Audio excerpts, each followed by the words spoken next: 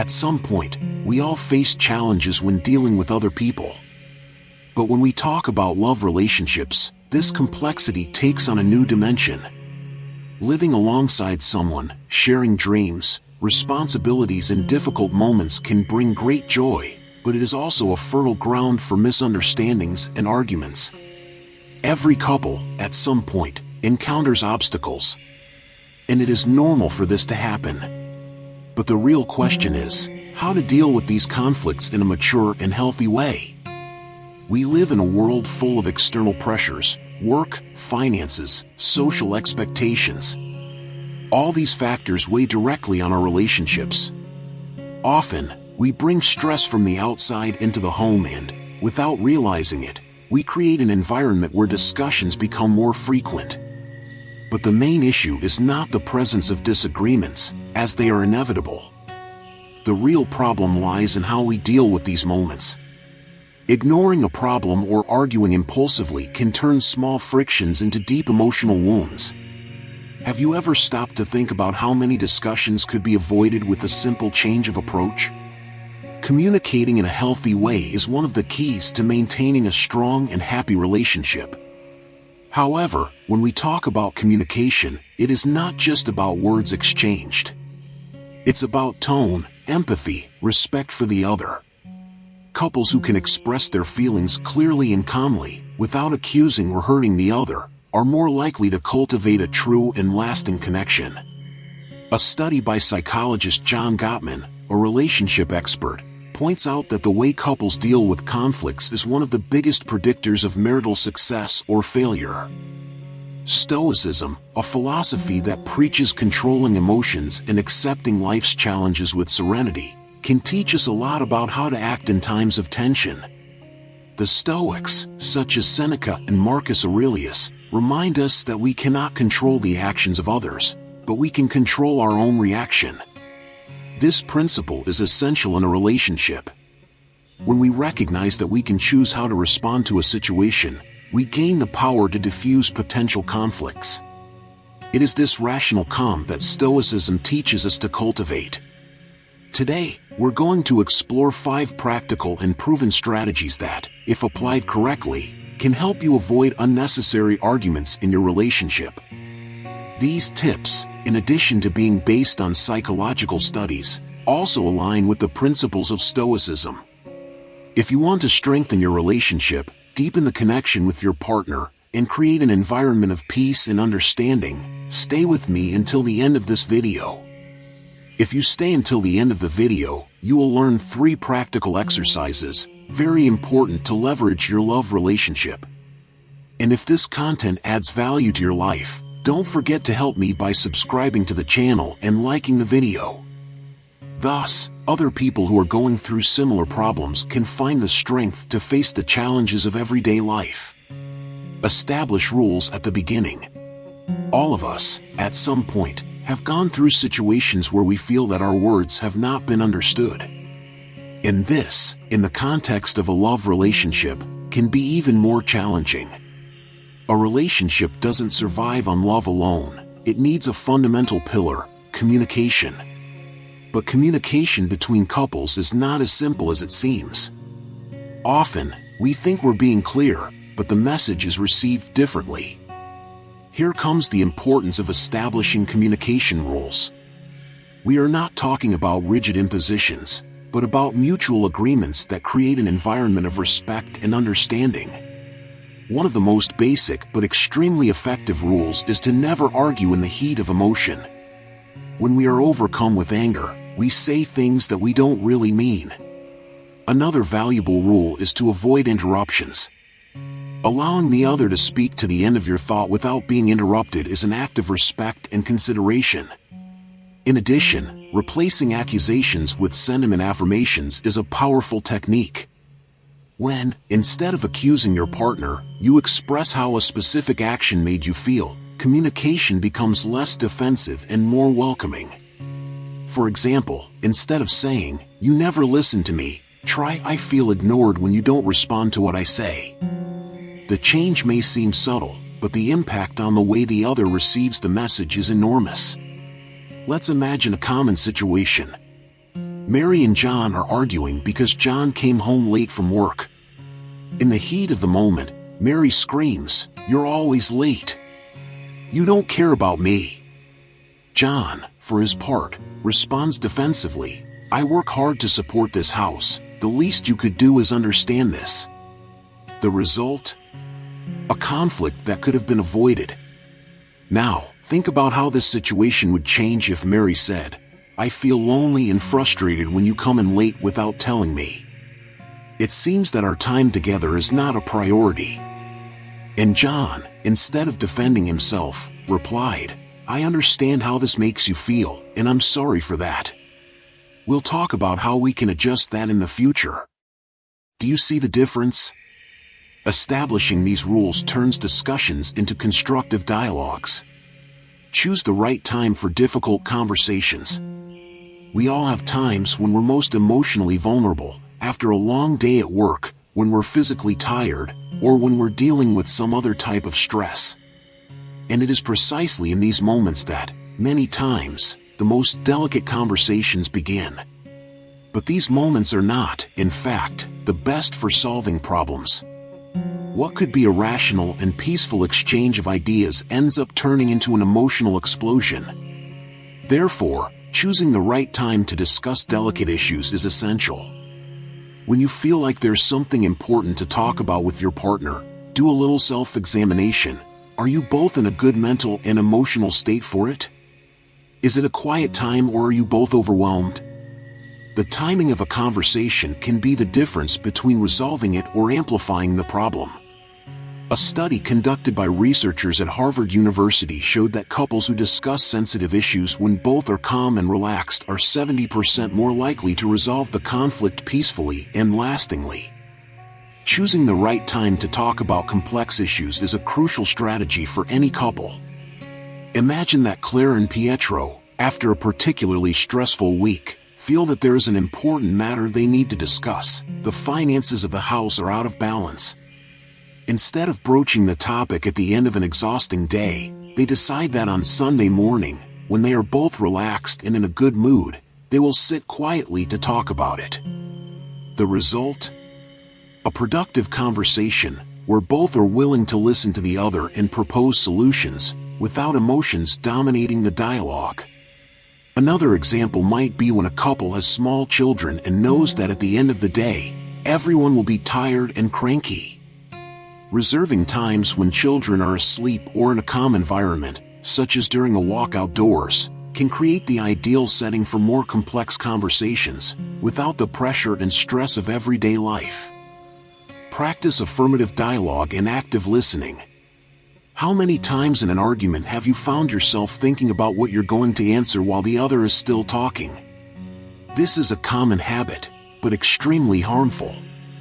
By doing this, you're only partially listening, and the other person feels that your words have no value. Here comes the practice of affirmative dialogue and active listening. These are powerful tools that can transform the dynamics of any relationship. Affirmative dialogue consists of repeating what the partner has just said, so that both confirm that the message was understood correctly. By doing so, you not only validate the other's feelings, but you also ensure that communication is flowing clearly and without misunderstandings. Active listening, in turn, is more than just listening. It's about demonstrating to the other that you're present and interested.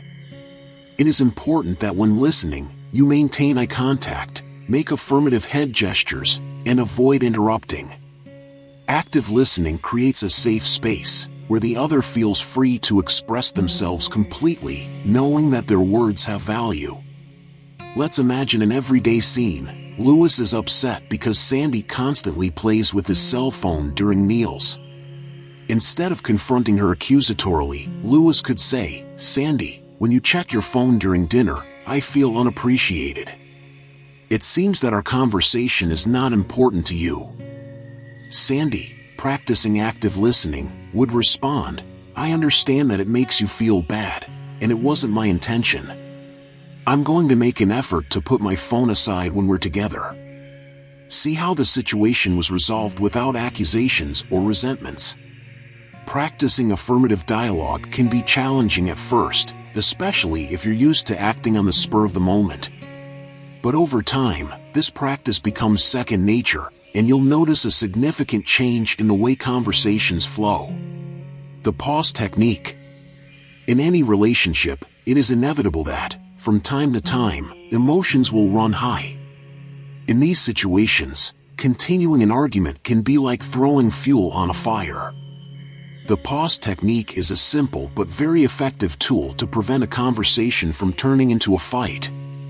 Pausing allows both partners to step away from the situation momentarily, giving them space to cool down. During the break, the ideal is for each one to reflect on their feelings, instead of ruminating on what the other has done wrong. This time of reflection allows the couple to return to the conversation in a more rational and serene way. Imagine that Charles and Anna are arguing about the division of household chores. The conversation starts to get heated and both feel like they're losing emotional control. Charles, noticing that the situation is spiraling out of control, suggests, "Let's take a 10-minute break and get back to talking about it more calmly." During this time, both have the opportunity to calm down and reflect on what they really want to communicate. When they return to the conversation, it becomes more productive and less emotional. Research from the American Psychological Association indicates that the pause technique is one of the most effective ways to prevent arguments from evolving into larger disagreements. It allows the brain to return to a state of calm, which is essential for the peaceful resolution of conflicts. Cultivate an environment of gratitude and connection. In the busy day-to-day, it is easy to fall into the trap of focusing only on problems. However, one of the keys to avoiding frequent arguments is to cultivate gratitude and recognition within the relationship. When we express our gratitude, we remind each other and ourselves of the reasons why we chose to be together. The practice of gratitude doesn't have to be something grandiose or elaborate. Small gestures of daily recognition can make a huge difference in the way the couple sees and treats each other. A simple "thank you for helping me with this" or "I really appreciate what you did today" has the power to transform the climate of the relationship, creating a positive environment of greater connection. Imagine that Mark had a hard day at work, and when he gets home, he finds a dinner prepared by Vanessa, his partner. Instead of simply eating and getting on with the night, Mark could say, "Thank you for making dinner today. I know you've had a busy day too, and that means a lot to me." This small gesture of gratitude reinforces Vanessa's value in Marcos's life and strengthens the bond between them. The practice of expressing gratitude regularly can even prevent arguments. When both feel valued and appreciated, there is less room for resentment. Studies show that couples who practice gratitude have a greater sense of satisfaction in their relationships and face fewer conflicts. Avoiding arguments in a relationship doesn't mean avoiding problems or dodging important issues. On the contrary, it means being prepared to deal with conflicts in a mature and conscious way. Practicing the strategies we've discussed, establishing communication rules, choosing appropriate times to talk, practicing affirmative dialogue, implementing breaks, and cultivating gratitude, builds an environment of respect and understanding, which is the foundation for a healthy, long-lasting relationship. Stoic philosophy teaches us to accept that not everything is under our control. And this is fundamental in a relationship. We can't control our partner's behavior or emotions, but we can control how we react to them. We can choose not to respond angrily.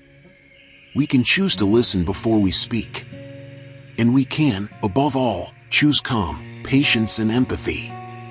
As Marcus Aurelius, the great emperor and Stoic philosopher, reminds us, you have power over your mind, not over external events. Realize this and you will find strength. Bringing this strength into your relationship is a gift that strengthens the bond with your partner and helps build a deeper and more meaningful connection.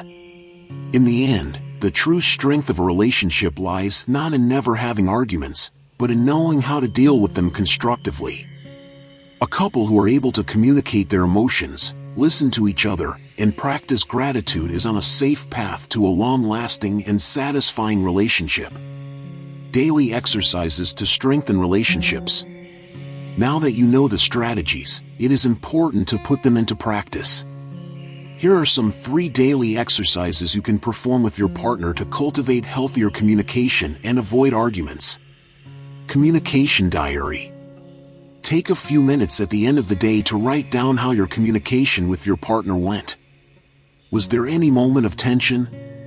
How did you deal with it? What could have been done differently? This exercise helps to build self-awareness and identify patterns that can be improved. Weekly feedback session. Set aside one night of the week for an open and quiet conversation about how the relationship is evolving. Use this moment to give and receive feedback constructively, without judgment or criticism. This is the time to address issues that may be bothering you, but in a way that promotes understanding and joint solution. Active listening in practice. During your daily conversations, make a conscious effort to practice active listening. Try to rephrase what the other person said to make sure you understood correctly, and avoid interrupting. This daily exercise will greatly improve the way you communicate and help create a space where you both feel heard and valued. Building a healthy, lasting relationship involves more than just dealing with arguments. It involves prevention, communication, and, above all, the daily practice of respect and love. The 5 strategies we've discussed today are powerful tools that, when applied consistently, can transform the way you relate to your partner. Remember that, just like everything else in life, improving a relationship is a process. Don't expect overnight changes, but stand firm in your intention to grow as an individual and as part of a couple. Successful relationships don't happen by accident, they're built with patience, dedication, and often with small changes that have a huge impact in the long run. Whatever the stage of your relationship, you have the power to make it stronger, healthier, and happier. The key is to act with wisdom, compassion, and, as the Stoics teach us, with emotional control. And if you've made it this far, congratulations! You've already taken the first step toward a more harmonious and meaningful relationship. Now it's time to put these strategies into practice and reap the rewards of a life together based on love, respect, and understanding. I'll leave you with 2 video recommendations on the screen that will also help you in other areas of your life. I'll wait for you there.